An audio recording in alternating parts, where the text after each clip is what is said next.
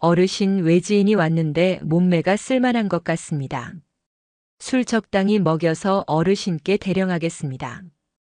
비릿한 갯내음이 섞인 바람이 창문 틈으로 새어 들어왔다. 장익현은 느긋하게 찻잔을 내려놓으며 눈앞에 서 있는 오칠성을 올려다보았다. 70줄에 접어들었지만 장익현의 눈빛은 흐리멍덩하기는커녕 뱀처럼 매섭고 축축했다. 마을 회관 안쪽 깊숙한 방, 이곳은 그가 증도를 지배하는 왕좌나 다름없었다. 장익현이 혀를 차며 입을 열었다. 칠성아. 예, 어르신. 티나지 않게 해라. 지난번처럼 시끄럽게 만들지 말고. 요즘 육지 경찰들이 냄새를 맡고 돌아다니는 것 같으니까. 장익현의 목소리는 낮고 걸걸했다.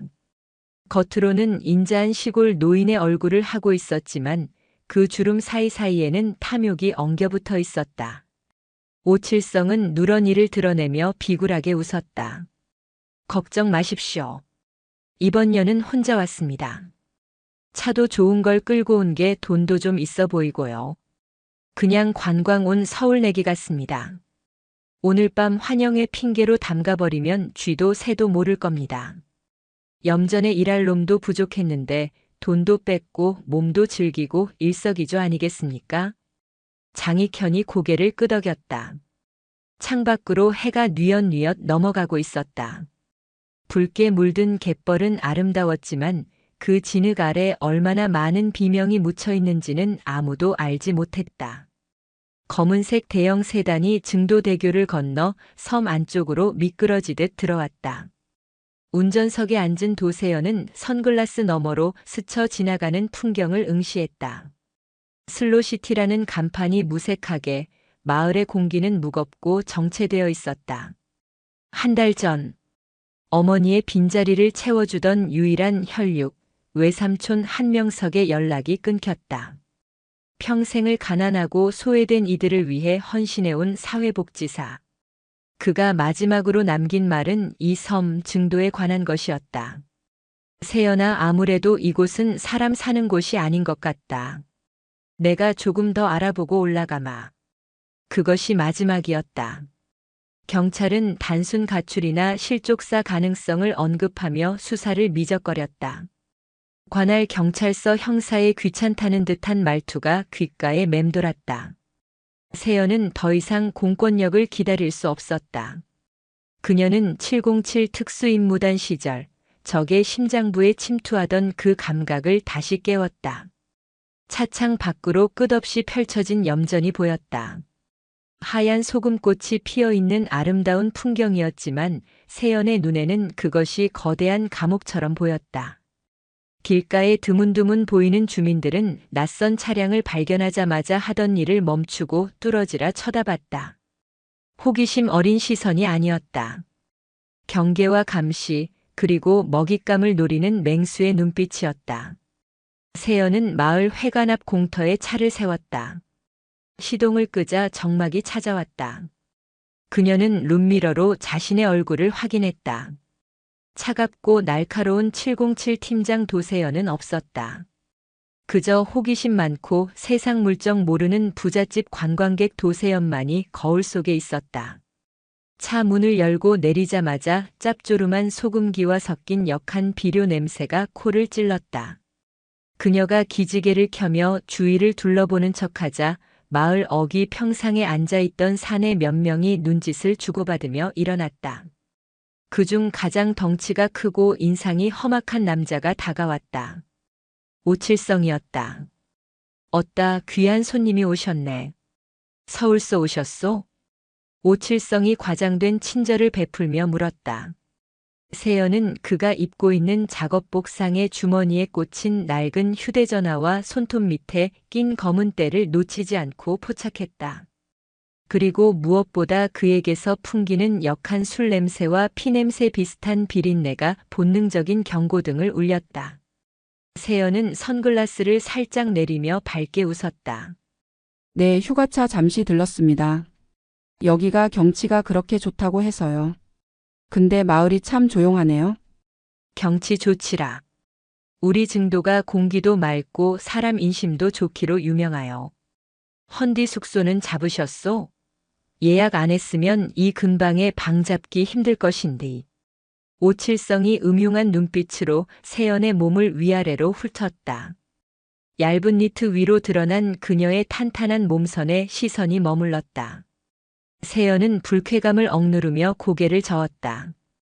급하게 오느라 예약을 못했습니다. 혹시 며칠 묵을 만한 곳이 있을까요? 돈은 얼마든지 드릴 테니 깨끗하고 조용한 곳이면 좋겠습니다. 돈이라는 단어에 오칠성의 눈이 번뜩였다. 그는 뒤에 서 있던 배광수와 황대철을 보며 묘한 미소를 지었다. 암 잊고 말고. 우리 이장 어르신 댁이 민박을 겸하는 뒤 시설이 아주 호텔급이여. 내가 안내해 드릴 테니 따라오쇼. 오칠성이 앞장서며 손짓을 했다. 근처에 있던 다른 사내들이 킬킬거리는 소리가 들려왔다. 마치 제 발로 호랑이 굴에 들어가는 사슴을 보는 듯한 비웃음이었다. 함정으로 안내하겠다 이거군. 세연은 모르는 척 차에 다시 올랐다. 차가 천천히 오칠성의 오토바이를 뒤따랐다. 마을 안쪽으로 들어갈수록 분위기는 더욱 기묘했다. 길가에 지나다니는 노인들은 하나같이 고개를 푹 숙이고 있었고 밭에서 일하는 인부들의 발목은 묘하게 부자연스러워 보였다. 마치 보이지 않는 족쇄를 찬 것처럼 절뚝거리는 걸음걸이.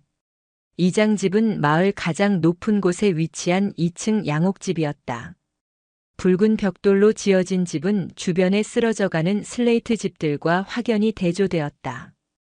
담벼락은 유난히 높았고 대문 위에는 시커먼 렌즈의 감시 카메라가 번뜩이고 있었다.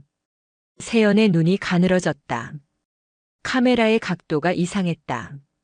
대문 밖을 비추는 게 아니라 마당 안쪽과 현관을 정면으로 향하고 있었다. 방범용이 아니라 내부 감시용이었다.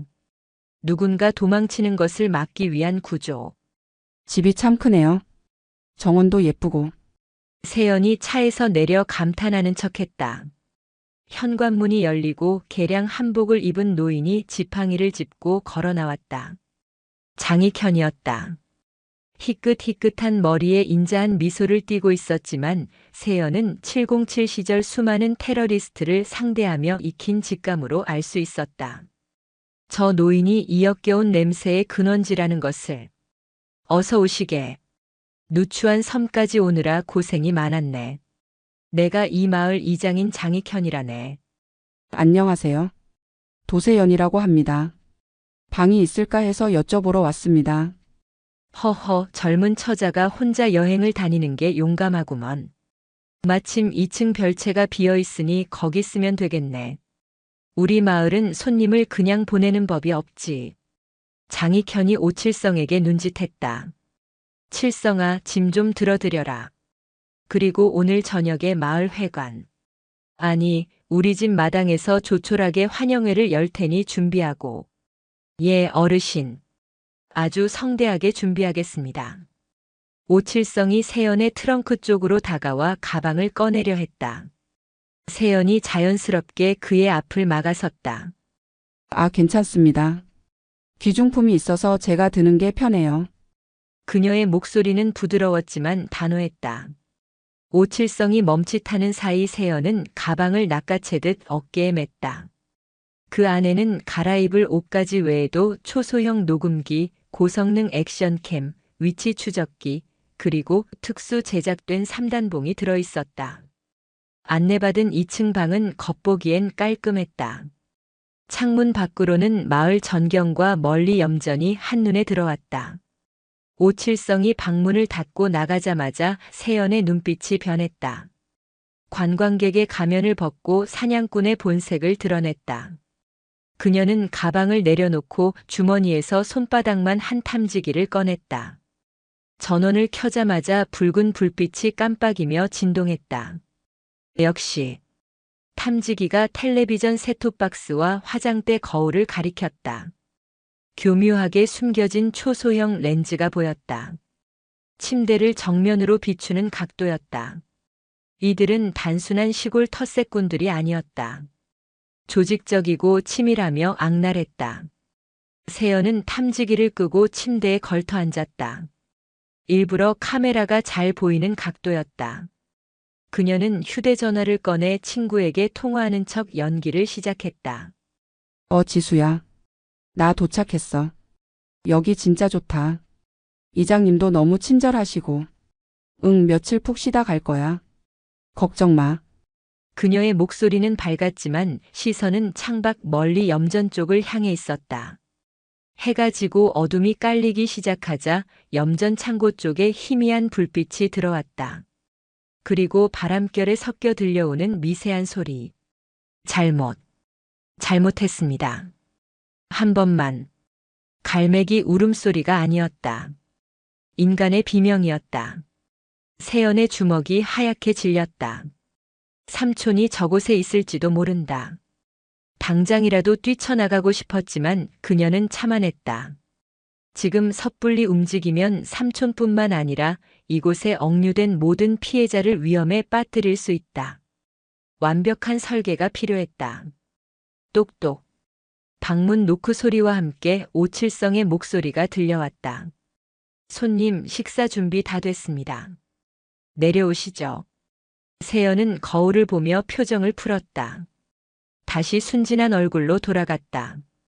옷매무새를 다듬고 방문을 열었다. 네, 금방 나가겠습니다. 배가 많이 고프네요. 그녀는 환하게 웃었지만 주머니 속의 손은 차갑게 식어 있었다. 1층 마당 평상에는 장익현을 중심으로 마을 사내 넷이 술상을 차려놓고 앉아 있었다. 상 위에는 갓 잡은 생선회와 매운탕, 그리고 정체를 알 수 없는 담금주 병들이 가득했다. 장익현이 자신의 옆자리를 손바닥으로 팡팡 두드렸다. 여기 와서 앉게. 서울 이야기나 좀 들어보세. 세연은 군말 없이 그들이 지정해준 자리에 앉았다. 사방이 적으로 둘러싸인 형국이었다. 그녀의 맞은편에는 황대철이 험악한 인상으로 앉아 있었고 옆에는 오칠성이 비릿한 냄새를 풍기며 앉았다. 배광수라는 덩치가 곰 같은 남자가 음흉하게 웃으며 술병을 들었다. 자, 한 잔 받으시오. 이게 우리 마을 특산물인 야관문주요.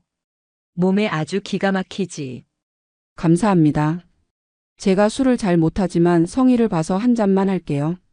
세연은 두 손으로 공손히 잔을 받았다. 독한 알코올 냄새 속에 미세하게 섞인 다른 냄새. 수면제 아니면 근육 이완제일 것이다. 707 시절 화생방 훈련과 약물 교육을 철저히 받았던 그녀의 후각을 속일 수는 없었다. 캬, 역시 여자는 술을 좀 할 줄 알아야지. 원샷, 원샷. 사내들이 박수를 치며 환호했다. 장익현이 만족스러운 듯 고개를 끄덕이며 그녀를 지그시 바라봤다. 그 눈빛은 사람을 보는 것이 아니라 잘 차려진 고기를 보는 듯 했다. 세연은 잔을 입에 가져다 대는 신용을 했다. 고개를 뒤로 젖히며 마시는 척할 때 소매 끝으로 술을 살짝 흘려보냈다. 어두운 조명과 사내들의 취기 덕분에 아무도 눈치채지 못했다. 술이 정말 세네요. 세연이 인상을 찌푸리며 빈잔을 내려놓았다. 허허, 우리 술이 좀 독하지. 안주도 좀 들게. 장익현이 젓가락으로 회 한 점을 집어 세연의 접시에 놓아주었다. 호구조사가 시작되었다. 그래, 혼자 여행 온 이유는 뭔가? 결혼은 안 했고? 세연은 미리 준비해둔 거짓 정보를 자연스럽게 흘렸다. 회사 일 때문에 스트레스를 좀 받아서요. 잠시 쉬려고 사직서 내고 내려왔습니다. 결혼은 아직 생각 없고요. 부모님은 일찍 돌아가셔서 혼자가 편해요. 저런 쯧쯧. 고아란 말이구먼. 여자가 혼자서 험한 세상 어찌 살려고. 좋은 짝을 만나야지. 우리 마을에도 건실한 청년들이 많은데 말이야. 고아라는 말에 사내들의 눈빛이 교환되었다. 뒤탈이 없을 거라는 확신을 가진 눈빛들이었다. 세연은 그들의 안도감을 읽었다. 근데 들어오다 보니까 염전 쪽에 창고 같은 게 있던데 거기도 구경할 수 있나요? 제가 소금 만드는 걸 한 번도 본 적이 없어서요. 세연이 짐짓 취기가 오른 척 혀 꼬인 소리로 물었다. 순간 좌중의 공기가 싸늘하게 식었다. 왁자지껄하던 소음이 뚝 끊겼다. 장익현의 눈이 가늘어졌다. 염전? 거긴 왜? 아니, 그냥 신기해서요. 텔레비전에서만 봤지 실제로 본 적이 없어서. 세연은 고개를 갸웃거리며 취기에 둔감해진 척했다. 장익현은 잠시 세연을 빤히 쳐다보더니 다시 허허 웃으며 분위기를 풀었다. 거긴 위험해서 안 돼. 밤에는 들개들도 돌아다니고 웅덩이도 깊어서 빠지면 못 나와. 내일 날 밝으면 칠성이가 구경시켜 줄 테니 오늘은 술이나 마시게. 맞습니다. 밤에 돌아다니다가 다치면 큰일 납니다. 흐흐. 황대철이 덧붙이며 세연의 잔에 다시 술을 가득 따랐다. 들개라. 세연은 속으로 코웃음을 쳤다. 그 들개가 4발 달린 짐승을 말하는 게 아니라는 건 뻔했다. 밤이 깊어질수록 그들의 탐색전은 노골적으로 변해갔다. 오칠성은 슬그머니 세연의 허벅지 쪽으로 손을 뻗기도 했다. 세연은 더 이상 이 역겨운 자리에 앉아있기 힘들었다. 이제 슬슬 마무리를 지어야 했다. 너무 어지러워요. 저 먼저 들어가서 쉬어야겠습니다. 세연이 비틀거리며 자리에서 일어났다. 몸을 가누지 못하는 연기는 완벽했다. 오칠성이 벌떡 일어나 그녀를 부축하려 들었다. 어이쿠 조심하셔. 내가 방까지 데려다 주리다. 그의 축축한 손이 세연의 어깨를 감싸려 했다. 세연은 본능적으로 그의 명치를 쳐버리고 싶은 사리를 억누르며 교묘하게 몸을 비틀어 그의 손을 피했다. 아닙니다. 혼자 갈 수 있어요. 칠성 씨도 많이 취하신 것 같은데. 세연은 벽을 짚으며 비틀비틀 계단을 올랐다. 어르신, 제가 가서 좀 도와줄까요? 오칠성이 아쉬운 듯 장익현을 쳐다봤다. 장익현이 고개를 저었다. 나더라. 약기운 돌면 제 발로 못 나온다. 어차피 도간에 든 쥐다. 새벽에 잠들면 그때 작업해. 오늘은 짐 검사부터 확실히 하고 지갑이랑 차 키 챙겨. 네. 알겠습니다. 방문을 닫고 잠금 장치를 걸자마자 세연은 바닥에 쓰러지는 척하며 침대 밑으로 굴러들어갔다. 그리고 1분 뒤 그녀의 눈이 어둠 속에서 번뜩였다. 취기는 씻은 듯이 사라져 있었다. 그녀는 침대 위에 베개를 길게 늘어놓고 이불을 덮어 사람이 자는 것처럼 위장했다. 그리고 재빨리 배낭에서 검은색 전술복을 꺼내 입었다. 신축성이 좋고 소리가 나지 않는 특수 원단이었다. 머리는 단단히 묶고 얼굴에는 검은색 마스크를 썼다. 창문을 조심스럽게 열었다. 2층이었지만 벽면에는 낡은 가스 배관이 설치되어 있었다. 그녀에게는 계단보다 더 편한 길이었다. 아래층에서는 여전히 사내들의 웃음소리가 들려왔다. 오늘 밤은 누가 먼저 들어갈까? 가위바위보 할까? 형님 먼저 하시죠. 제가 뒷정리하겠습니다. 저급한 대화가 오갔다. 세연은 배관을 타고 소리 없이 지면으로 내려왔다. 잔디밭에 착지하는 소리는 고양이 발자국 소리보다 작았다. 그녀는 어둠 속에 몸을 숨긴 채 이장집을 빠져나와 마을 뒤편 갈대밭으로 향했다. 목표는 염전 창고. 그곳에 삼촌이 있다. 그리고 이 마을에 추악한 진실이 묻혀 있다. 검은 갯벌 위로 차가운 달빛이 쏟아져 내렸다. 증도의 진짜 밤은 이제부터였다. 포식자들이 술에 취해 방심한 사이 더 상위의 포식자가 사냥터에 발을 들였다. 기다리세요, 삼촌. 제가 갑니다. 도세연의 그림자가 갈대숲 사이로 신기루처럼 사라졌다. 달빛은 차갑고 공평했다. 거대한 소금밭 위로 쏟아지는 은백색의 빛은 소금 결정을 보석처럼 빛나게 했지만 동시에 그 아래 검붉게 입을 벌린 갯벌의 음습함까지도 적나라하게 비추고 있었다. 도세연은 갈대숲 사이로 몸을 낮췄다. 한 걸음 내디딜 때마다 지늘기 군화 밑창을 끈적하게 잡아당겼다. 마치 이 섬의 저주가 발목을 잡고 놓아주지 않으려는 듯 했다. 707 시절 비무장지대 매복 작전 때 겪었던 살을 애는 추위보다 더한 한기가 등골을 타고 올라왔다. 그것은 기온 탓이 아니었다.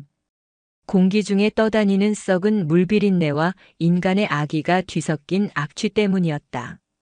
그녀는 손목에 찬 전술 시계를 확인했다. 새벽 2시 13분. 마을 사람들은 깊은 잠에 빠졌을 시간이지만 포식자들의 사냥터는 지금부터가 진짜였다. 저 멀리 소금 창고 쪽에서 희미한 백열등 불빛이 깜빡였다. 세연은 호흡을 조절하며 소리 없이 이동했다. 갈대들이 바람에 스치며 내는 서걱서걱 소리가 그녀의 은밀한 침투를 도와주는 천년의 백색 소음이 되어주었다. 창고 근처에 다다르자 사람의 말소리가 들려왔다. 아, 젠장. 담배 다 떨어졌네. 투박한 목소리. 낮에 보았던 배광수였다. 그는 창고 앞 평상에 걸터앉아 빈 담뱃갑을 구겨 바닥에 던지고 있었다. 그의 옆에는 다 마신 소주병이 서너 개 굴러다녔다. 형님, 저기 컨테이너 가서 좀 가져올까요? 옆에 있던 주영배가 물었다. 주영배는 배광수보다 덩치는 작았지만 눈빛이 쥐새끼처럼 간사해 보이는 사내였다. 가져오는 김에 라면도 하나 끓여와. 출출하다. 아, 그리고 그 영감탱이 조용히 좀 시키고. 끙끙대는 소리 듣기 싫어 죽겠어. 예, 알겠습니다. 확입에 재갈을 물려버리던가 해야지 원. 주영배가 킬킬거리며 자리를 떴다. 배광수는 혼자 남아 가래침을 퇴뱉더니 창고 철문을 발로 쾅 걷어찼다. 조용히 해. 잠 좀 자자, 잠 좀. 철문 너머에서 웅얼거리는 신음이 들려왔다. 세연의 미간이 좁아졌다. 단순한 창고가 아니었다. 짐승의 우리였다. 세연은 주영배가 사라진 틈을 타 창고 뒤편으로 돌아갔다. 낡은 슬레이트 지붕 아래로 환기구가 뚫려 있었다. 손이 닿지 않는 높이였지만 그녀에게는 문제가 되지 않았다. 주변에 쌓여있는 폐타이어를 밟고 가볍게 도약해 환기구 틈새를 잡았다. 녹슨 쇠창살 사이로 내부가 내려다 보였다. 세연은 주머니에서 펜 모양의 초소형 내시경 카메라를 꺼내 틈새로 밀어 넣었다. 스마트폰 화면에 창고 내부의 전경이 흑백으로 떠올랐다. 숨이 턱 막히는 광경이었다. 그곳은 인간이 머무는 공간이 아니었다. 바닥에는 습기를 머금은 집단과 스티로폼 조각들이 어지럽게 널려 있었고 곰팡이가 핀 벽지 위로 바퀴벌레들이 기어다니고 있었다. 그 쓰레기 더미 위에 5명의 남자가 짐짝처럼 구겨져 잠들어 있었다. 그들의 발목에는 하나같이 굵은 쇠사슬이 채워져 있었다. 개를 묶을 때나 쓰는 무거운 사슬이었다. 그들은 서로의 체온에 의지해 몸을 웅크리고 있었는데 앙상하게 드러난 갈비뼈와 멍투성이인 팔다리가 카메라 렌즈를 통해 선명하게 전해졌다. 세연의 손가락이 미세하게 떨렸다. 렌즈를 조작해 가장 안쪽 구석을 비췄다. 다른 사람들보다 더 심하게 몸을 떨고 있는 한 노인. 머리카락은 헝클어지고 수염은 덥수룩했지만 세연은 단번에 알아볼 수 있었다. 외삼촌 한명석이었다. 항상 깔끔하게 다려입은 셔츠를 입고 어려운 이웃을 볼 때면 누구보다 환하게 웃어주던 그 따뜻한 사회복지사의 모습은 온데간데 없었다. 한쪽 다리가 기형적으로 꺾인 채 신음하고 있는 삶의 의지를 잃어가는 늙은 노예만이 있을 뿐이었다. 세연은 입술을 깨물어 터져 나오려는 비명을 삼켰다. 피맛이 났다. 당장이라도 뛰어내려 배광수의 목을 꺾어버리고 삼촌을 업고 나가고 싶었다. 그어버리고 싶었다. 저 쇠사슬을 채운 놈들의 발목을 똑같이 잘라내고 싶었다. 하지만 그녀는 멈췄다. 참아야 했다. 지금 감정에 휘둘려 무력을 행사한다면 삼촌은 구할 수 있을지 몰라도 이 거대한 악의 카르텔은 뿌리 뽑지 못한다. 장익현은 꼬리 자르기를 할 것이고 증거 불충분으로 풀려난 그들은 또 다른 희생자를 찾아낼 것이다. 완벽한 파멸. 그게 삼촌이 원하는 정의일 거야. 세연은 차가운 이성으로 끓어오르는 분노를 덮었다. 그녀는 침착하게 녹화 버튼을 눌렀다. 그때 철문이 열리는 소리와 함께 주영배가 컵라면과 담배를 들고 들어왔다. 그가 들어오자 잠들어 있던 사람들이 흠칫 놀라며 몸을 움츠렸다. 수년간 지속된 폭력이 만들어낸 본능적인 공포 반응이었다. 어이 형님. 여기 담배요. 주영배가 창고 안쪽이 아닌 입구 쪽에 서 있던 배광수에게 담배를 던졌다. 배광수는 창고 안으로 들어와 담배에 불을 붙였다. 매캐한 연기가 환기구 쪽으로 피어올랐다. 야, 김씨. 일어나봐. 배광수가 맨 앞쪽에 누워있던 중년 남성의 옆구리를 군화발로 걷어찼다. 퍽 하는 둔탁한 소리가 났다. 예, 반장님. 김씨라 불리는 남자가 비틀거리며 일어났다. 초점 없는 눈동자가 허공을 맴돌았다. 노래나 한 곡 해봐라. 심심하다. 네. 노래하라고. 즐거운 걸로. 분위기 좀 띄워보란 말이야. 배광수가 손에 쥐고 있던 몽둥이로 철제 드럼통을 쾅 내리쳤다. 찢어질 듯한 소음이 창고를 울렸다. 김씨는 벌벌 떨며 흘러간 유행가를 부르기 시작했다. 목소리는 갈라지고 음정은 엉망이었다. 공포에 질린 가수의 노래. 그것은 노래가 아니라 절규에 가까웠다. 푸하하. 야, 저 새끼 노래하는 꼬라지 좀 봐라. 염소냐? 음매해. 주영배가 배를 잡고 웃었다. 배광수도 낄낄거리며 김씨의 머리에 담뱃재를 털었다. 아이고, 우리 가수님. 목이 마르신가 보네. 물 좀 드려야지. 배광수가 먹다 남은 컵라면 국물을 김씨의 얼굴에 획 끼얹었다. 뜨겁지는 않았지만 붉은 국물이 김씨의 눈과 코로 들어갔다. 김씨가 컥컥거리며 고통스러워했지만 감히 닦아낼 생각조차 하지 못했다. 죄송합니다. 더 잘 부르겠습니다. 김씨가 바닥에 머리를 박으며 빌었다. 세연은 이 모든 장면을 빠짐없이 기록했다. 화면 속 배광수의 얼굴, 학대 행위, 그리고 방관하며 즐기는 주영배의 모습까지. 고화질 영상이 클라우드 서버로 실시간 전송되고 있었다. 웃어둬라. 그 웃음이 비명으로 바뀌는데 그리 오래 걸리지 않을 테니.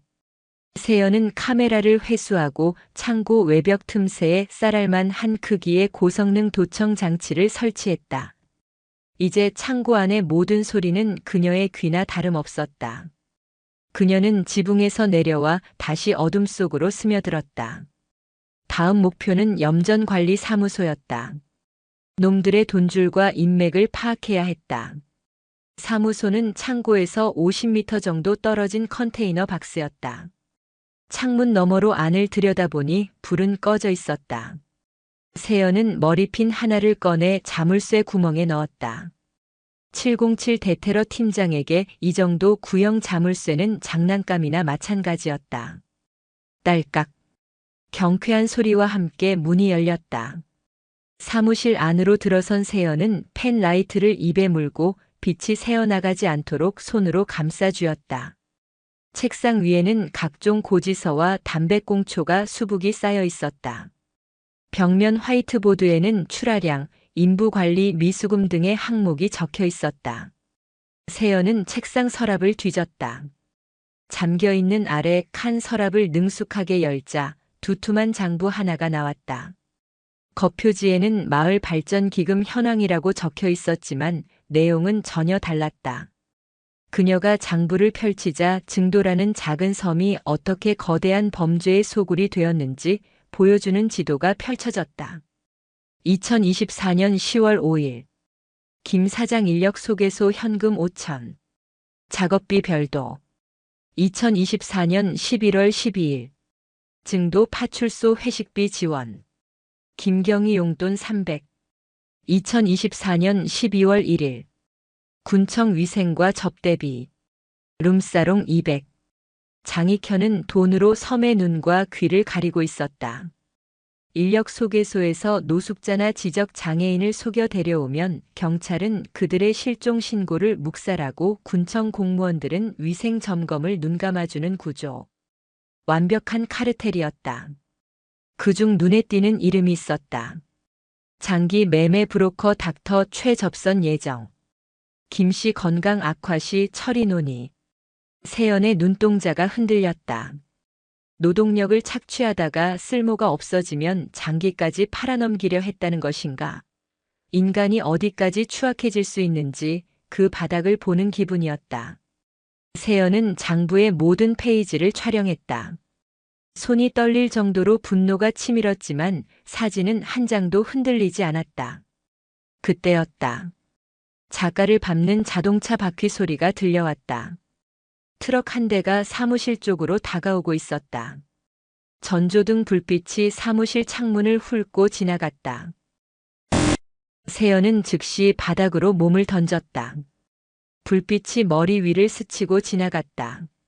심장이 거칠게 뛰었다. 야, 황 반장님 오신다.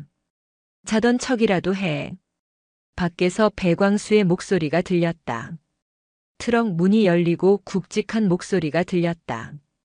황대철이었다. 이 새끼들이 빠져가지고. 야, 오늘 물량 못 맞추면 니들 껍데기 벗겨버린다고 했어. 안 했어. 황대철이 고함을 지르며 다가왔다. 발자국 소리가 점점 사무실 쪽으로 가까워졌다. 근데 사무실 문이 왜 열려 있어? 칠성이 이 새끼가 문단속 안 했나? 황대철이 사무실 문고리를 잡았다. 세연은 책상 밑 깊숙한 곳, 낡은 캐비닛 뒤쪽 틈새로 몸을 구겨 넣었다. 호흡을 멈췄다. 그녀의 오른손은 허리춤의 3단봉 손잡이를 꽉 쥐고 있었다. 만약 들킨다면 선택지는 하나다. 3초 안에 기절시키고 사고로 위장한다. 문이 벌컥 열렸다. 황대철이 안으로 들어와 전등 스위치를 켰다. 형광등이 깜빡거리며 사무실을 비췄다. 세연의 시야에 흙 묻은 황대철의 장화가 들어왔다. 장화는 세연이 숨은 책상 쪽으로 다가왔다. 쿵, 쿵, 쿵. 심장 소리가 고막을 때렸다. 황대철이 책상 앞에 멈춰섰다. 어라? 커피가 없네. 황대철은 책상 위에 커피 믹스통을 흔들어 보더니 투덜거렸다. 젠장, 오칠성 이 자식은 비품 채워놓으라니까 맨날 까먹어. 대가리에 똥만 찼나. 그는 신경질적으로 빈통을 쓰레기통에 던져 넣었다. 퉁 하고 통이 튕겨나와 세연이 숨은 캐비닛 쪽으로 굴러갔다. 황대철의 시선이 통을 따라 움직였다. 세연은 눈을 질끈 감지 않았다. 오히려 더 크게 뜨고 상황을 직시했다. 황대철이 몸을 숙여 통을 주우려 했다. 그의 손이 점점 가까워졌다. 세연의 근육이 수축되었다. 튀어나가려는 본능을 억제하며 타이밍을 쟀다. 반장님, 이장님이 찾으십니다. 밖에서 오칠성의 목소리가 들려왔다. 구세주 같은 외침이었다. 황대철이 멈칫하더니 허리를 폈다. 아씨, 이 시간에 왜 또 불러? 알았어, 간다. 그는 커피통을 내버려 두고 밖으로 나갔다. 불이 꺼지고 문이 닫혔다. 트럭이 멀어지는 소리가 들릴 때까지 세연은 꼼짝도 하지 않았다. 후. 참았던 숨을 가늘게 내쉬었다. 식은 땀 한 방울이 뺨을 타고 흘러내렸다. 그녀는 서둘러 사무실을 정리했다. 자신이 침입한 흔적을 완벽하게 지워야 했다. 발자국은 걸레로 닦아내고 만졌던 장부와 문고리의 지문까지 알코올 솜으로 닦아냈다. 사무실을 빠져나온 세연은 다시 어둠을 틈타 마을로 돌아왔다. 새벽 4시. 동이 트기까지는 아직 시간이 있었다. 그녀는 다시 이장집의 배관을 타고 2층 방으로 올라갔다. 방 안에 들어선 세연은 창문을 닫고 커튼을 쳤다. 침대 위에 만들어 두었던 위장을 치우고 전술복을 벗어 가방 깊숙한 곳에 숨겼다. 그리고 노트북을 꺼냈다. 오늘 밤 수집한 영상과 녹음 파일, 장부 사진들을 백업했다. 화면 속에 잡힌 외삼촌의 고통스러운 표정과 배광수의 악마 같은 웃음을 다시 한번 확인하며 그녀는 차가운 물로 세수했다. 거울 속의 도세연은 다시 무해한 관광객의 얼굴을 하고 있었다. 하지만 그 눈동자 깊은 곳에는 시퍼런 불꽃이 타오르고 있었다. 조금만 더 버티세요, 삼촌. 그리고 아저씨들. 그녀는 침대에 누웠지만 잠들 수 없었다. 머릿속에서는 치밀한 설계도가 그려지고 있었다. 단순히 경찰에 신고하는 것만으로는 부족하다. 증거인멸의 우려가 있고 지역 경찰이 매수되었을 가능성이 100% 이미 확인되었다. 그녀에게는 더 확실하고 파급력 있는 한 방이 필요했다. 그들이 가장 두려워하는 것. 어둠 속에 숨겨진 그들의 추악한 민낯을 대낮에 태양 아래 까발리는 것. 세연은 휴대전화를 들어 메시지를 작성했다. 수신인은 KBS 탐사보도팀 강선영 PD. 대학 후배이자 정의감에 불타는 열혈 기자였다. 선영아. 대한민국을 뒤집어 놓을 특종 하나 줄게. 경찰도 못 믿는 상황이야. 방송팀 꾸려서 목포항 대기해. 내가 신호 주면 바로 헬기 띄워. 좌표는 전남 신안군 증도. 전송 버튼을 눌렀다. 그리고 하나 더. 707 시절 동료였던 지금은 민간 보안업체 이사로 있는 김소령에게도 연락했다. 선배. 부탁 하나만 하자. 내일 정오 내가 보내는 좌표 일대의 통신망을 잠시만 교란해줘. 특정 시간대에 이 마을에서 외부로 나가는 전화나 인터넷을 차단해줘. 내 폰만 화이트리스트에 넣고. 답장은 1분도 안 되어 도착했다. 오케이. 도 팀장이 움직이는 거면 큰 건이겠네. 몸 조심해라. 모든 준비는 끝났다. 덫은 놓였다. 이제 사냥감이 제 발로 걸어 들어오게 만드는 일만 남았다. 날이 밝았다. 꽃기호하는 닭 울음소리와 함께 거짓된 평화가 마을을 덮었다. 세연은 짐짓 부스스한 얼굴로 1층으로 내려갔다. 거실에서는 장익현이 아침 뉴스를 보고 있었다. 뉴스에서는 전국에서 가장 살기 좋은 마을을 소개하는 캠페인이 나오고 있었다. 역겨운 아이러니였다. 일어났나? 잠자리는 편안했고 장익현이 인자한 할아버지의 가면을 쓰고 물었다. 세연은 하품을 하며 기지개를 켰다. 네, 공기가 좋아서 그런지 아주 푹 잤습니다. 꿈도 안 꾸고 꿀잠 잤네요. 허허, 다행이구먼. 젊은 사람이 잠귀가 어두운가 봐. 어제 새벽에 고라니가 울어서 시끄러웠을 텐데. 떠보는 질문이었다. 세연은 태연하게 웃었다. 고라니요? 전혀 못 들었어요. 제가 한번 잠들면 업어가도 모르거든요. 세연의 대답에 장익현의 표정이 미세하게 풀어졌다. 그는 안심한 듯 밥상머리에 앉았다. 어서 와서 밥 먹게. 오늘은 우리 칠성이가 아주 특별한 곳을 구경시켜준다고 벼르고 있더구먼. 특별한 곳이요? 아, 그 염전 말씀이시구나. 세연이 눈을 반짝이며 맞장구 쳤다. 그래. 소금 만드는 것도 보고 우리 마을 사람들이 얼마나 열심히 사는지도 보고. 아주 좋은 경험이 될 게야. 장익현의 입꼬리가 비릿하게 올라갔다. 그의 머릿속에는 이미 세연을 처리할 계획이 서 있는 듯 했다. 염전을 구경하다가 실수로 웅덩이에 빠졌다거나 실족사했다는 시나리오. 하지만 그는 꿈에도 모를 것이다. 자신이 세연을 데려가려는 그곳이 자신의 무덤이 될 것이라는 사실을. 아침 식사로 나온 조기 매운탕은 얼큰하고 맛있었다. 하지만 세연은 국물 한 모금을 삼킬 때마다 목이 메었다. 이 생선을 잡고 손질하고 요리했을 누군가의 노동력 착취가 떠올랐기 때문이다. 식사를 마치고 마당으로 나가자 오칠성이 낡은 트럭을 대기시켜 놓고 있었다. 타시죠, 손님. 오늘 날씨가 아주 기가 막힙니다. 오칠성이 조수석 문을 열어주며 낄낄거렸다. 세연은 미소를 지으며 트럭에 올랐다. 기대되네요. 정말 특별한 구경이 됐으면 좋겠어요. 트럭이 덜컹거리며 출발했다. 세연의 주머니 속에서 스마트폰은 실시간 위치 정보를 전송하고 있었다. 차창 밖으로 스쳐 지나가는 풍경들이 유난히 선명하게 느껴졌다. 갯벌에게 구멍 하나, 바람에 흔들리는 갈대 한 포기까지. 트럭이 마을을 벗어나 염전으로 향하는 비포장도로에 들어섰다. 흙먼지가 피어올랐다. 손님, 서울에서는 무슨 일 하셨소? 오칠성이 운전대를 잡으며 물었다. 그냥 사람 찾는 일 좀 했어요. 사람 찾는 일? 흥신소 같은 건가? 비슷해요. 잃어버린 물건도 찾고 잃어버린 양심도 찾고 가끔은 쓰레기도 치우고요. 쓰레기? 하하. 서울 아가씨가 농담도 잘하시네. 오칠성은 세연의 말뜻을 전혀 이해하지 못한 채 킬킬거렸다. 트럭은 점점 더 깊은 곳, 세상과 단절된 그들만의 왕국으로 향하고 있었다. 세연은 차창에 비친 자신의 얼굴을 보며 속으로 중얼거렸다. 오늘은 분리수거하는 날이야, 오칠성 씨. 멀리서 하얀 소금산이 보이기 시작했다.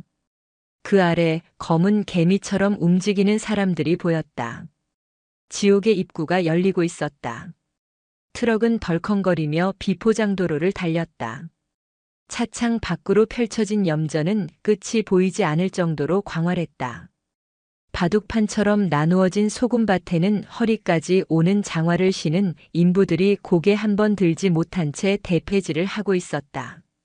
하얀 소금 결정이 햇빛을 받아 눈부시게 반짝였지만 그 빛은 그들의 검게 그을린 피부와 묘한 대조를 이루며 기괴한 풍경을 자아냈다. 오칠성이 콧노래를 흥얼거렸다. 저기 보이는 창고가 소금 보관하는 곳입니다. 그 뒤쪽으로 가면 경치가 아주 죽여주죠. 바다가 한눈에 보이거든요. 아, 그래요? 정말 기대되네요. 도세연은 짐짓 들뜬 목소리로 대꾸했다. 하지만 그녀의 선글라스 너머 눈동자는 창고 주변의 지형지물을 샅샅이 스캔하고 있었다.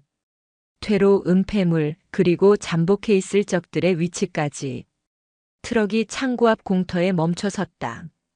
흙먼지가 가라앉자 미리 기다리고 있던 황대철과 배광수의 모습이 드러났다. 그들은 손에 쇠스랑과 몽둥이를 든 채 작업을 하다가 잠시 쉬는 척 연기하고 있었다. 하지만 그들의 근육은 잔뜩 긴장되어 있었고 눈빛은 사냥감을 노리는 하이에나처럼 번들거렸다. 오칠성이 차에서 내리며 소리쳤다. 형님, 손님 모시고 왔습니다. 황대철이 땀을 닦는 신용을 하며 다가왔다. 아이고 오셨습니까?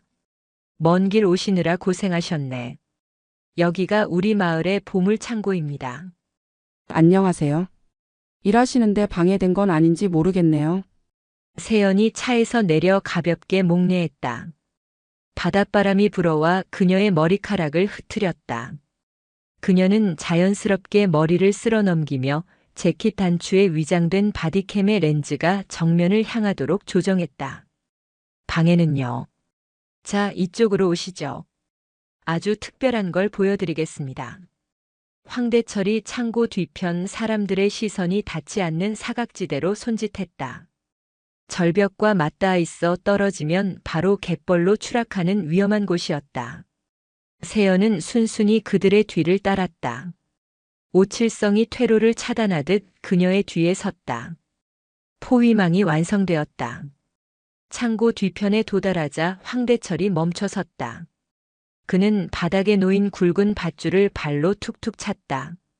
아가씨, 서울에서 뭐 하던 사람이라고 했지? 갑자기 바뀐 말투. 존댓말은 사라지고 위협적인 반말이 튀어나왔다. 세연은 짐짓 당황한 표정을 지었다. 네? 갑자기 왜 말씀을 그렇게? 흥신소, 사람 찾는 일, 흐흐흐. 재밌는 일을 하시네. 그럼 이것도 찾을 수 있나? 내 목숨. 황대철의 신호와 함께 배광수가 뒤에서 덮쳐왔다. 곰 같은 덩치가 세연을 향해 몸을 날렸다. 일반적인 여성이라면 비명조차 지르지 못하고 깔려버릴 상황이었다. 하지만 배광수가 껴안은 것은 허공이었다. 세연이 유령처럼 몸을 비틀어 옆으로 빠져나갔다. 배광수는 중심을 잃고 앞으로 고꾸라졌다. 그 찰나의 순간 세연의 오른발이 배광수의 오금을 정확하게 가격했다. 퍽! 윽! 배광수가 무릎을 꿇었다. 세연은 지체 없이 그의 팔을 등 뒤로 꺾어 올렸다. 우두둑 하는 소름 끼치는 소리와 함께 배광수의 비명이 터져 나왔다. 끄악! 내 팔! 내 팔! 세연은 배광수를 방패막이 삼아 황대철과 오칠성을 노려보았다. 함정치고는 너무 허술하네. 유치원생도 이것보단 잘 짜겠다. 그녀의 목소리는 더 이상 나긋나긋하지 않았다. 얼음장처럼 차갑고 강철처럼 단단했다. 선글라스를 벗어 주머니에 넣는 그녀의 눈빛에서 살기가 뿜어져 나왔다. 황대철이 당황하여 뒷걸음질 쳤다. 이 인연이 미쳤나? 야, 뭐해?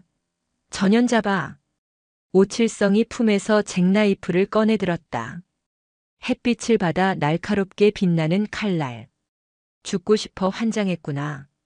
곱게 보내주려고 했더니 오칠성이 칼을 휘두르며 달려들었다.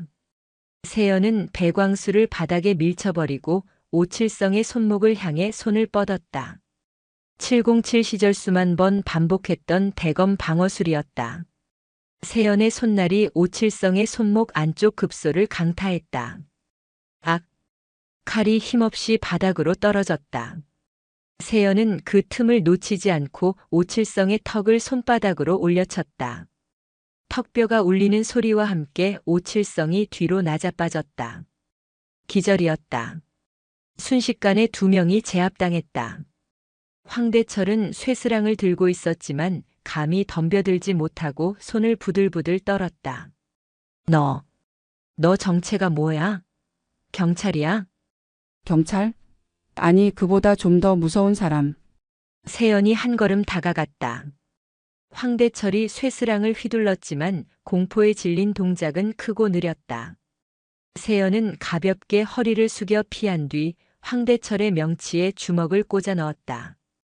컥! 황대철이 숨을 쉬지 못하고 바닥에 뒹굴었다. 거품을 무는 그를 내려다보며 세연은 온매무새를 다듬었다. 주모자만 남았네. 그때였다. 염전 입구 쪽에서 검은색 제네시스 차량이 흙먼지를 일으키며 달려왔다. 장익현이었다. 차에서 내린 장익현은 지팡이를 짚고 다가오다 바닥에 널브러진 자신의 부하들을 보고 멈춰섰다. 그의 뒤로 염전에서 일하던 인부 10여 명이 우르르 몰려왔다. 그들 손에는 삽과 곡괭이가 들려 있었지만 표정은 하나같이 겁에 질려 있었다. 장익현이 시켜서 억지로 끌려온 것이 분명했다. 허허, 내 눈이 삐었지. 여우 새끼인 줄 알았더니 호랑이를 들였구먼. 장익현은 전혀 당황하지 않았다. 오히려 이 상황이 흥미롭다는 듯 눈을 빛냈다. 그는 평생을 무법지대에서 살아온 괴물이었다. 힘의 논리를 누구보다 잘 알았다. 그래, 내 부하놈들을 이렇게 만들어 놓고 무사히 나갈 수 있을 거라 생각하나? 여긴 증도야. 섬이라고. 배 끊기면 넌 그냥 도간에 든 쥐야. 세연은 쓰러진 황대철을 밟고 서서 장익현을 마주 보았다. 쥐는 당신이지. 지금 이 상황 전부 생중계되고 있거든. 세연이 가슴에 달린 바디캠을 가리켰다. 장익현의 눈썹이 꿈틀했다. 생중계? 하, 여기가 어딘지나 알고 까부는 거냐? 여긴 전화도 잘 안 터지는 깡촌이야. 거짓말도 정도껏 해야지. 그는 세연의 말을 허세로 치부했다. 장익현이 지팡이로 인부들을 가리켰다. 전연 잡아라. 잡는 놈한테 내 빚 탕감해주고 현금 500만 원 준다. 인부들이 웅성거렸다. 비탄감. 그들에게는 목숨과도 같은 말이었다. 몇몇 젊은 인부들이 삽을 고쳐 잡고 세연을 향해 다가오기 시작했다. 그들 틈에 다리를 절뚝이는 한 노인이 있었다. 한명석이었다. 그는 흐릿한 눈으로 세연을 바라보다가 소스라치게 놀라며 입을 막았다. 세연아? 삼촌. 세연의 외침에 한명석이 비틀거리며 앞으로 나왔다. 안 돼. 도망쳐라. 이놈들 사람 죽이는 거 눈 하나 깜짝 안 하는 놈들이야. 어서 가. 한명석이 절규하며 인부들 앞을 가로막았다. 비켜 이 영감탱이가. 한 인부가 한명석을 거칠게 밀쳤다. 한명석이 힘없이 진흙 바닥에 나뒹굴었다. 그 순간 도세연의 이성이 끊어졌다. 그녀는 바닥에 떨어진 오칠성의 잭나이프를 집어들었다. 그리고 순식간에 한명석을 밀친 인부의 앞으로 파고들었다. 칼날이 인부의 목덜미 바로 옆 허공을 갈랐다. 서늘한 바람이 인부의 살갗을 스쳤다. 한 발짝만 더 움직여봐. 그땐 급소야. 세연의 목소리는 지옥에서 들려오는 듯 낮고 섬뜩했다. 인부는 다리에 힘이 풀려 주저앉았다. 살기. 진짜 사람을 죽여본 자만이 낼 수 있는 압도적인 살기에 인부들은 얼어붙었다. 장익현의 표정이 처음으로 굳어졌다. 너, 사람을 죽여봤구나. 죽이는 건 내 전문이지. 근데 오늘은 아니야. 당신들을 법의 심판대에 세우는 게 내 목표니까. 세연은 한명석을 부축해 일으켰다. 그리고 주머니에서 스마트폰을 꺼내 버튼을 눌렀다. 삐익. 고주파 소음이 염전 전체에 울려 퍼졌다. 미리 설치해둔 소형 스피커들이 동시에 작동한 것이다. 사람들이 귀를 막고 괴로워하는 사이 세연은 한명석을 데리고 소금창고 안으로 뛰어들어갔다. 쾅! 육중한 철문이 닫히고 빗장이 걸렸다. 문 부서. 당장 끌어내. 밖에서 장익현의 고함이 들려왔다. 쿵쿵. 철문을 두드리는 소리가 들렸지만 수십 년 된 철문은 쉽게 열리지 않을 것이다. 창고 안은 어두웠다. 좁은 환기구로 들어오는 빛 한 줄기가 유일했다. 세연은 삼촌을 집단 위에 눕혔다. 삼촌 괜찮으세요? 다친 데는요? 세연아, 어떻게 내가 여기에? 아이고 위험한데. 한명석은 조카의 얼굴을 어루만지며 하염없이 눈물을 흘렸다. 세연은 삼촌의 찢어진 옷자락과 멍든 팔다리를 보며 가슴이 미어졌다. 죄송해요. 너무 늦게 와서. 이제 괜찮아요. 제가 다 해결할게요. 세연은 가방에서 구급 키트를 꺼내 삼촌의 상처를 소독했다. 밖에서는 여전히 고함과 문을 부수려는 시도가 계속되고 있었다. 오래 못 버텨요. 놈들이 용접기를 가져오거나 불을 지를 수도 있어요. 세연은 창고 벽면에 붙여둔 장비를 점검했다. 다행히 통신 장비는 무사했다. 그녀는 김소령에게 메시지를 보냈다. 플랜 B 가동. 고립됐다. 구조 요청. 하지만 전송 실패 메시지가 떴다. 통신 두절. 세연의 눈이 커졌다. 화면 상단의 안테나 표시가 서비스 없음으로 바뀌어 있었다. 놈들이 전파 방해 장치를 썼어. 장익현은 멍청하지 않았다. 세연이 휴대전화를 사용하는 것을 보고 즉시 섬의 통신을 차단해버린 것이다. 외부와의 연결이 끊겼다. 이제 이 섬은 완벽한 밀실이 되었다. 밖에서 장익현의 목소리가 확성기를 통해 들려왔다. 아가씨, 전화기 먹통이지? 내가 말했잖아. 여긴 내 땅이라고. 육지 경찰? 방송국? 꿈 깨라. 오늘 밤 너희 둘은 쥐도 새도 모르게 갯벌에 묻힐 거다. 세연은 주먹을 꽉 쥐었다. 상황이 꼬였다. 하지만 절망하진 않았다. 707 훈련에서 최악의 상황은 늘 상정된 시나리오였다. 삼촌. 저 믿죠? 세연이 단호한 눈빛으로 물었다.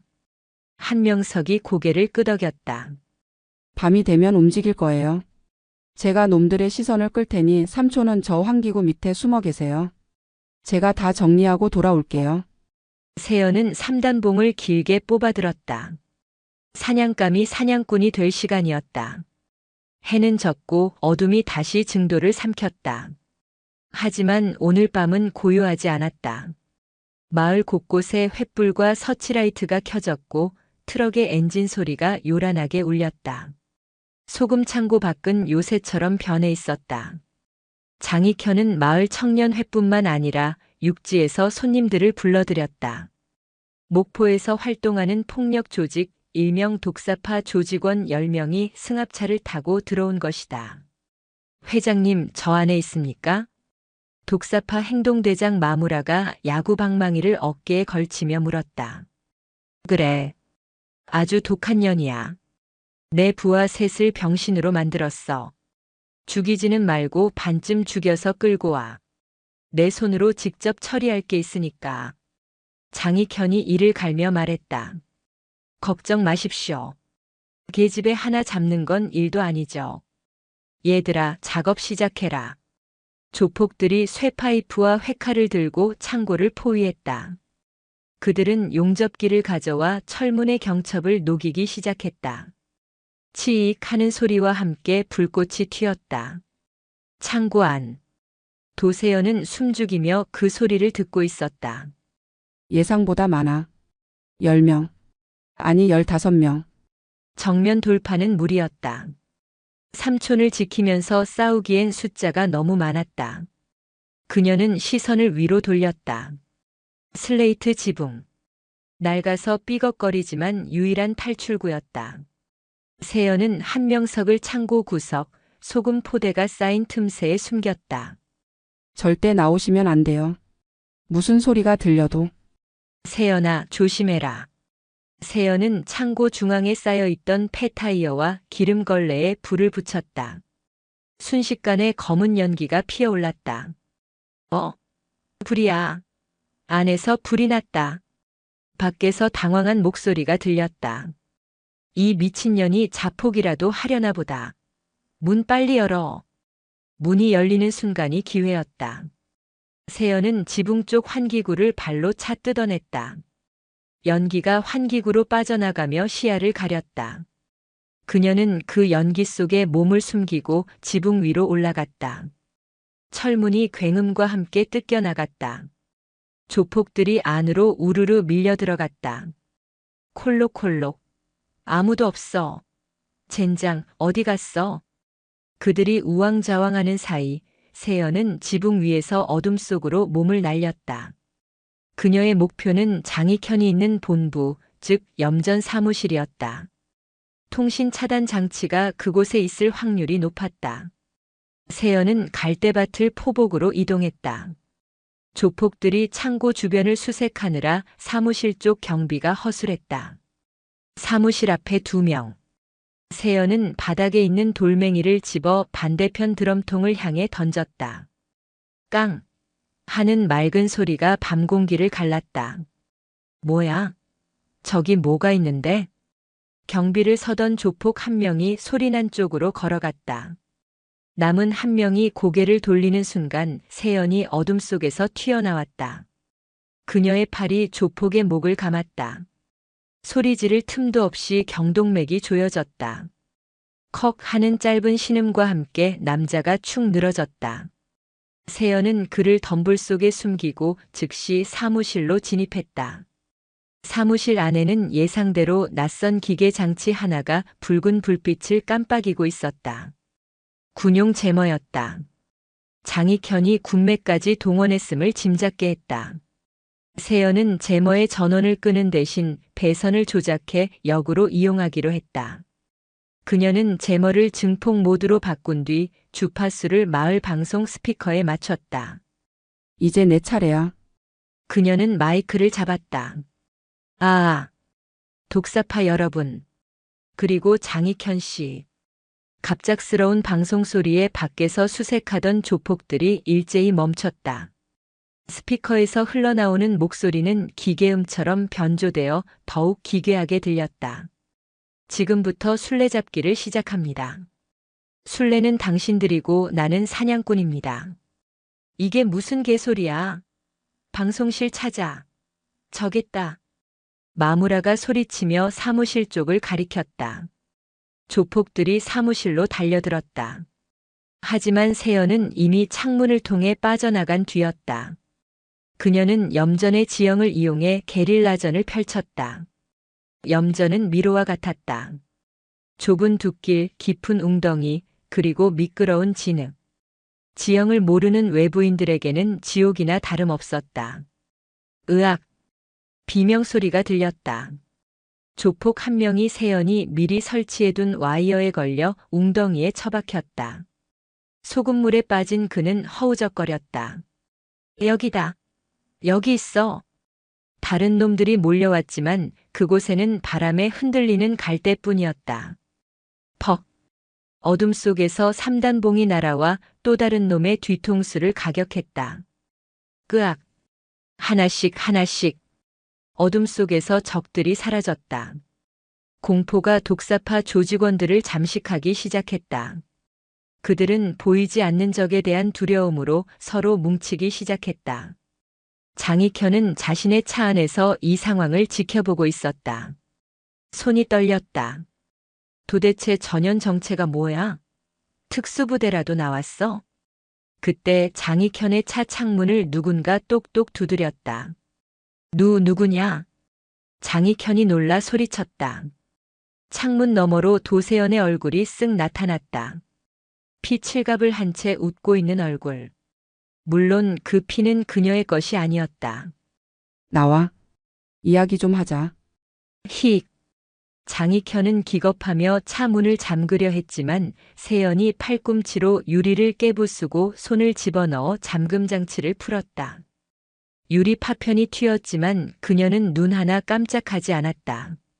그녀는 장익현의 멱살을 잡아 밖으로 끌어내렸다. 살려줘. 돈 줄게. 얼마면 돼? 10억? 20억? 장익현이 비굴하게 빌었다. 세연은 그를 짐짝처럼 바닥에 패대기 쳤다. 그리고 그의 휴대전화를 꺼냈다. 비밀번호 풀어. 무슨. 풀라고.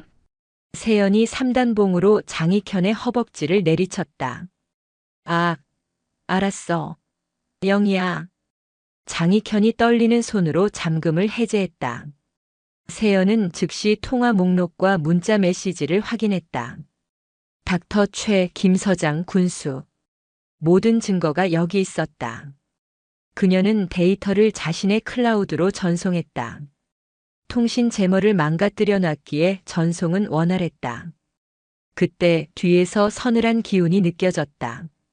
대단하군. 마무라였다.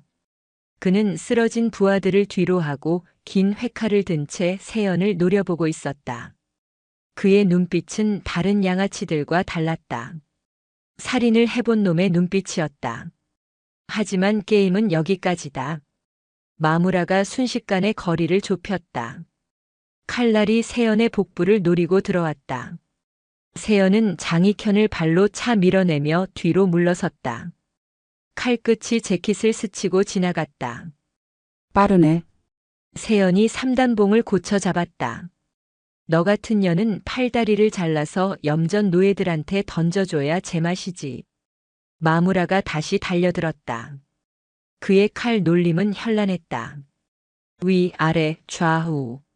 쉴 새 없이 몰아치는 공격에 세연은 방어하기 급급했다.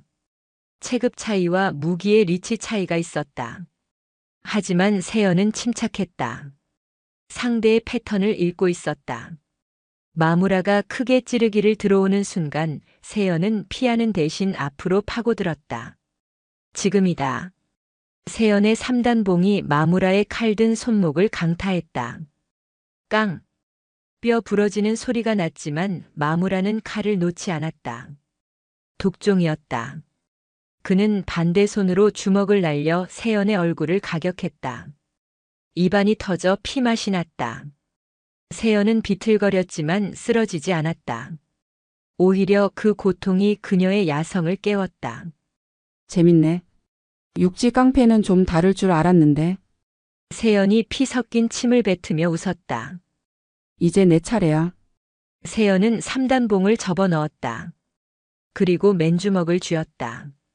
707 살상 무술 CQC. 진짜 싸움은 지금부터였다. 마무라가 당황한 듯 멈칫했다. 무기를 버린 상대를 이해할 수 없다는 표정이었다. 미쳤냐?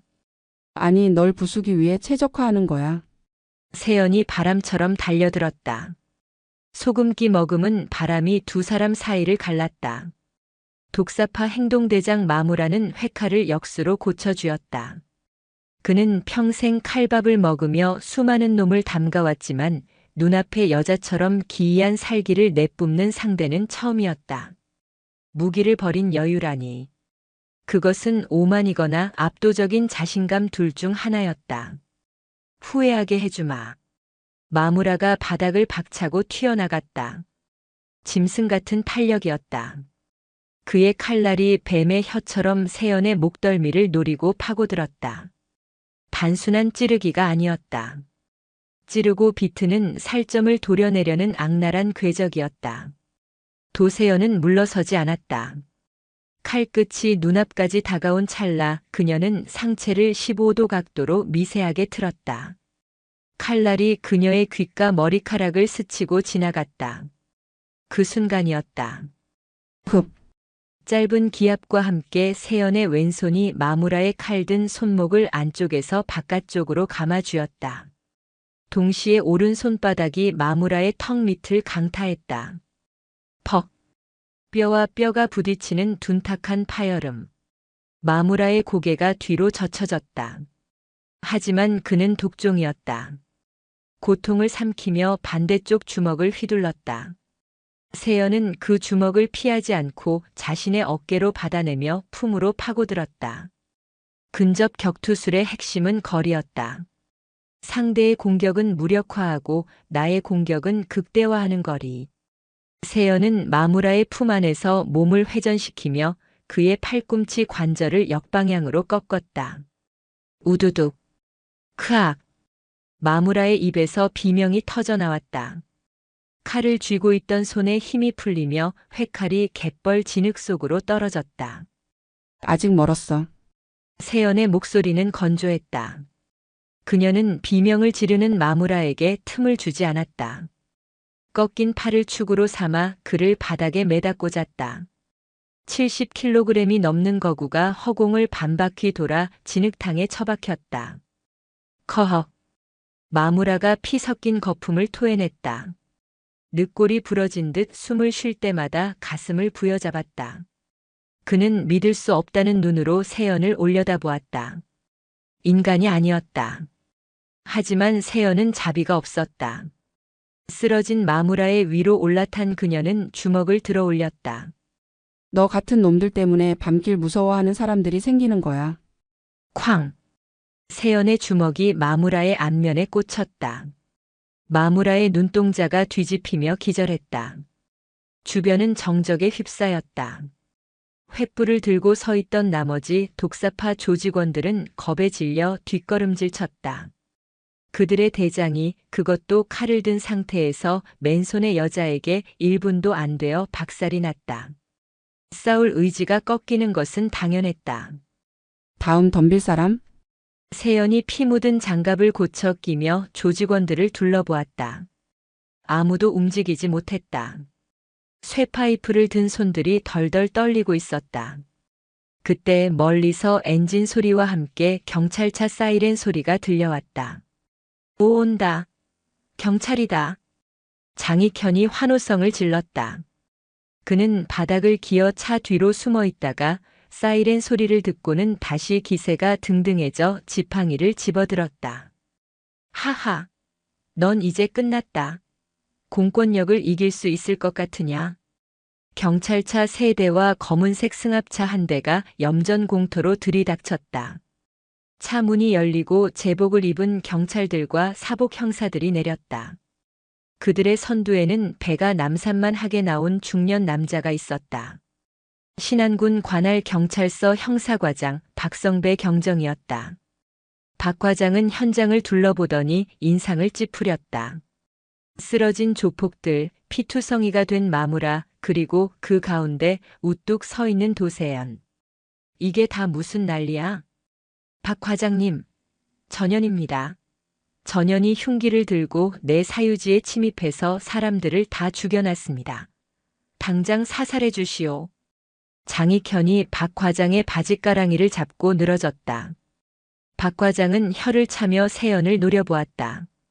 아가씨 얌전히 무릎 꿇고 손머리 위로 올려. 특수폭행의 살인미수 현행범으로 체포한다. 세연은 코웃음을 쳤다. 상황 파악이 안 되시나 봅니다, 과장님. 피해자는 저와 저기 창고에 갇힌 사람들입니다.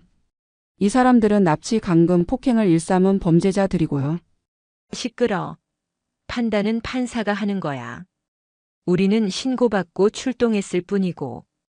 박 과장이 눈짓을 하자 형사들이 수갑을 꺼내 들고 세연을 포위했다. 그들의 손은 이미 권총 손잡이에 가 있었다. 공정한 법 집행자가 아니었다. 장익현의 사냥개들이었다. 세연은 뒤를 흘깃 보았다. 소금창고 환기구 쪽에서 삼촌의 걱정스러운 눈빛이 느껴졌다. 여기서 잡히면 끝이다. 삼촌도 증거도 모두 묻힐 것이다.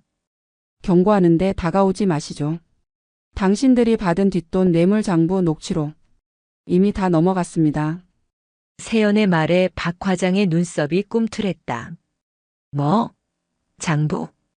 장익현 씨 사무실 금고에 있던 이중 장부요. 형사과장 박성배 매달 500만 원. 이라고 아주 꼼꼼하게 적혀 있더군요. 박 과장의 얼굴이 흑빛으로 변했다가 이내 붉게 달아올랐다. 분노와 공포가 뒤섞인 표정이었다. 증거가 있다면 이 여자를 살려보내선 안 된다. 이 미친년이 헛소리를. 야, 저항하면 쏴버려. 흉기 소지하고 반항한다고 보고하면 되니까. 박 과장이 권총을 뽑아들었다. 동시에 다른 형사들도 총구를 세연에게 겨눴다. 칠흑 같은 어둠 속에서 10여 개의 총구가 그녀를 향했다. 절체절명의 위기였다. 장익현은 뒤에서 비열하게 웃고 있었다. 죽여. 죽여버려. 쥐도 새도 모르게 묻어버리면 그만이야. 탕. 공포탄이 밤하늘을 갈랐다. 경고 사격이었다. 다음은 내 머리통이다. 무릎 꿇어. 박 과장이 고함을 질렀다. 세연은 천천히 두 손을 들었다. 하지만 그녀의 눈빛은 죽지 않았다. 그녀는 머릿속으로 계산했다. 가장 가까운 형사와의 거리 2m. 총을 뺏어서 제압하는 데 걸리는 시간 0.8초. 하지만 숫자가 너무 많았다. 총격전이 벌어지면 창고 안의 삼촌이 위험해질 수도 있었다. 시간을 끌어야 했다. 쏘시죠. 쏘는 순간 당신들 비리가 담긴 파일이 전국의 언론사로 자동 전송될 겁니다. 제가 심박동이 멈추면 전송되도록 설정해뒀거든요. 거짓말이었다. 하지만 박 과장은 그 말을 믿을 수밖에 없었다. 이 여자는 보통 내기가 아니었다. 눈앞에서 조폭 행동대장을 맨손으로 때려잡은 괴물이었다.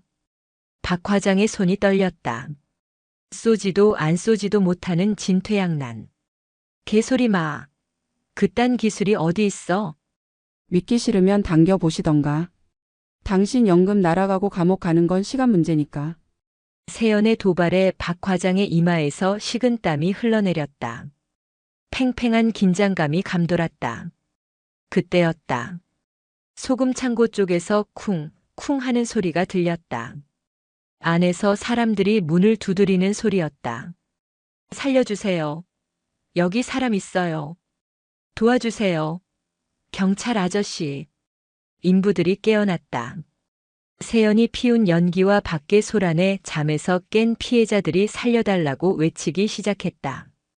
박 과장은 당황했다. 목격자가 너무 많았다. 야, 가서 저 입들 좀 막아. 조용히 안 시켜. 형사 2명이 곤봉을 들고 창고 쪽으로 뛰어갔다. 멈춰. 세연이 소리쳤다.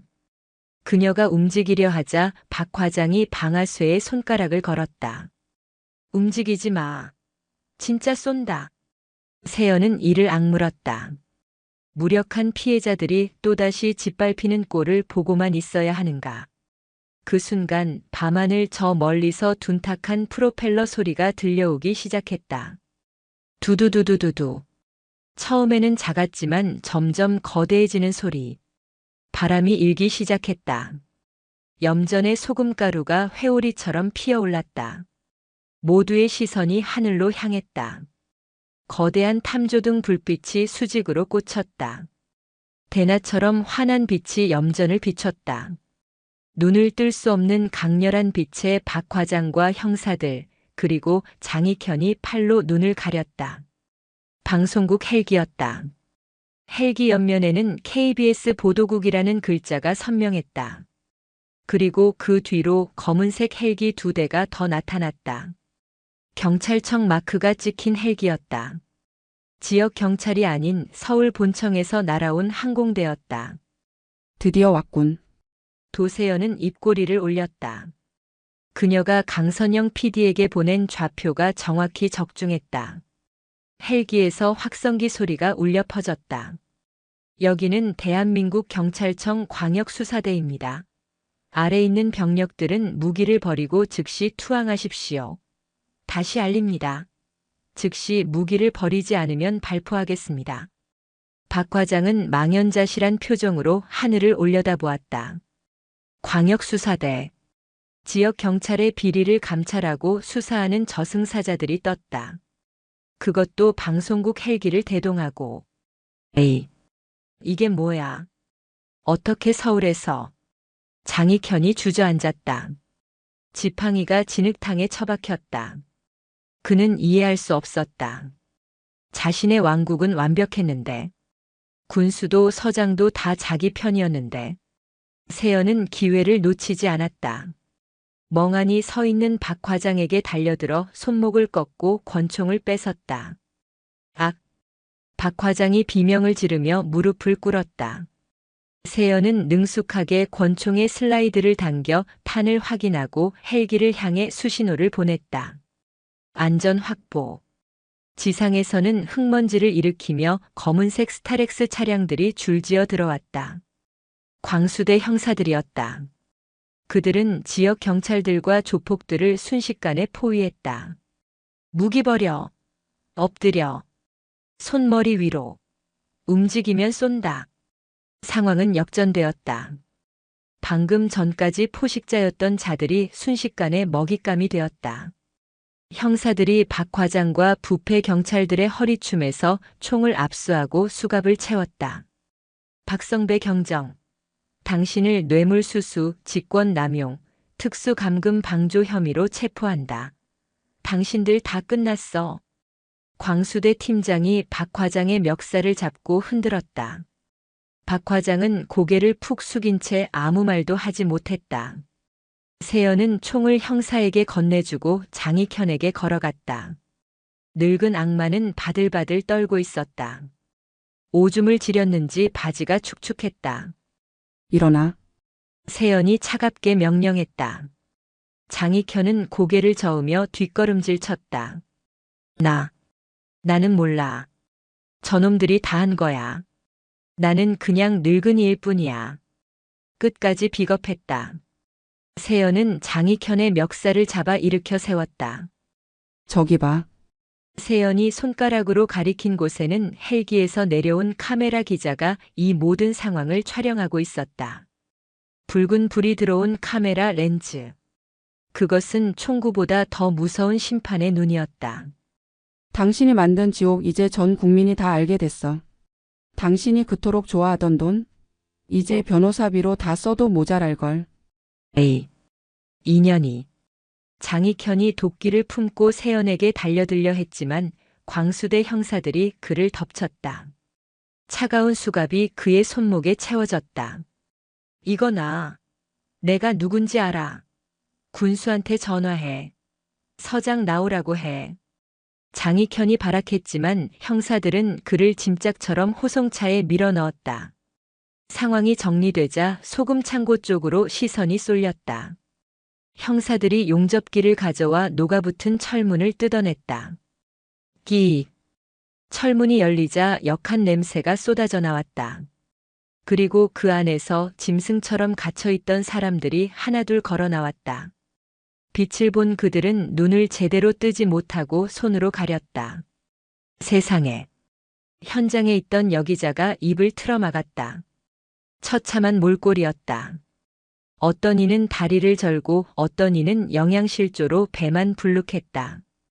그들의 몸에 새겨진 멍과 상처는 이곳이 21세기 대한민국이라고는 믿을 수 없는 지옥이었음을 증언하고 있었다. 세연은 사람들 틈을 헤치고 들어갔다. 삼촌, 구석에서 웅크리고 있던 한명석이 고개를 들었다. 그는 무사했다. 세연이 달려가 그를 껴안았다. 세연아, 끝난 거냐? 이제 정말 끝난 거냐? 네, 끝났어요. 이제 집에 가요. 세연의 눈에서 참았던 눈물이 한 방울 흘러내렸다. 강철 같은 여전사도 가족 앞에서는 어쩔 수 없는 조카였다. 한명석은 세연의 부축을 받으며 밖으로 나왔다. 신선한 공기, 그리고 자유의 냄새. 그는 하늘을 올려다보며 깊은 숨을 들이마셨다. 피해자들이 구급차에 실려가고 범죄자들이 호송차에 태워지는 동안 날이 밝아오고 있었다. 갯벌 너머 수평선에서 붉은 태양이 떠올랐다. 그것은 증도의 어둠을 몰아내는 진짜 심판의 새벽이었다. 강선영 PD가 세연에게 다가왔다. 언니, 진짜 대박이다. 이거 방송 나가면 나라 뒤집어질 거야. 청와대 청원 게시판 벌써 난리 났어. 고생했어, 선영아. 내 덕분이야. 아니지, 언니 덕분이지. 근데 몸은 괜찮아? 입술 터졌네. 강 PD가 걱정스럽게 물었다. 세연은 손등으로 입가의 피를 닦아냈다. 이 정도는 훈장이지. 아, 부탁 하나만 더 하자. 뭔데? 세연이 주머니에서 USB 하나를 꺼냈다. 장익현의 금고에서 복사한 원본 데이터였다. 이거 경찰에도 넘길 거지만 너한테 먼저 줄게. 편집하지 말고 원본 그대로 터뜨려. 군수 지역 국회의원 검사까지 줄줄이 엮여 있어. 꼬리 자르기 못하게 내가 감시해줘. 강 PD가 비장한 표정으로 USB를 받아들었다. 걱정 마. 내가 아주 탈탈 털어버릴 테니까. 세연은 멀어져가는 호송차를 바라보았다. 창살 너머로 장익현의 절망적인 얼굴이 보였다. 세연은 그에게 손을 흔들어주지 않았다. 그저 차가운 눈빛으로 그가 사라질 때까지 지켜볼 뿐이었다. 구급차 뒤편에 앉아 치료를 받던 한명석이 세연을 불렀다. 세연아. 내 삼촌. 고맙다. 그리고 미안하다. 이 못난 삼촌 때문에 내가 험한 꼴을 봤구나. 그런 말 마세요. 삼촌이 계셨기에 저도 여기까지 올 수 있었어요. 세연은 삼촌의 어깨에 담요를 덮어주었다.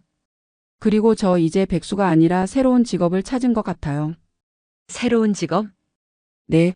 세상엔 아직 청소해야 할 쓰레기들이 너무 많더라고요. 제가 청소는 좀 잘하잖아요.